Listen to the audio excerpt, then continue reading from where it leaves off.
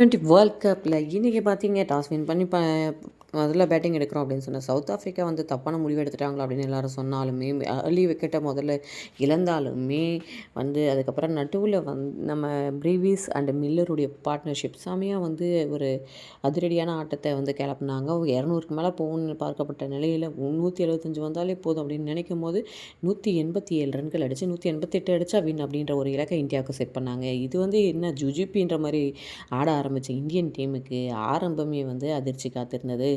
ஓப்பனர்ஸும் சொதப்ப, அதுக்கு பின்னாடி வந்தவங்களும் அடுத்தடுத்து சொதப்ப, யாரிடாண்டா அடிப்பீங்க அப்படின்னு நினைக்கும் போது நாங்கள் யாருமே அடிக்க மாட்டோம் அப்படின்ற மாதிரி தான் எல்லோரும் இன்றைக்கி விளையாடினாங்கன்னு சொல்லுவோம். ஏன் இப்படி சொதப்புறாங்க அப்படின்றது நமக்கு யாராலையுமே ஃபிகர் அவுட் பண்ண முடியல. ஆனால் ஓரளவுக்கு பார்த்திங்க அப்படின்னா ஹர்திக் பாண்டியா அண்ட் சிவம் டூவே பார்ட்னர்ஷிப் ஓரளவுக்கு அடித்தாங்க. அதுக்கடுத்ததாக பார்த்திங்க அப்படின்னா இந்தியா 111 ரன்களுக்கு அனைத்து விக்கெட்டுகளும் இழந்து பரிதாபமாக 72 ரன்கள் வித்தியாசம் 76 ரன்கள் வித்தியாசத்தில் தோத்துட்டாங்க. இல்லை அதிகபட்சமாக சிவம் துபே மட்டும் 47 ரன்கள் அடித்து ஆட்டம் இழந்திருக்காரு.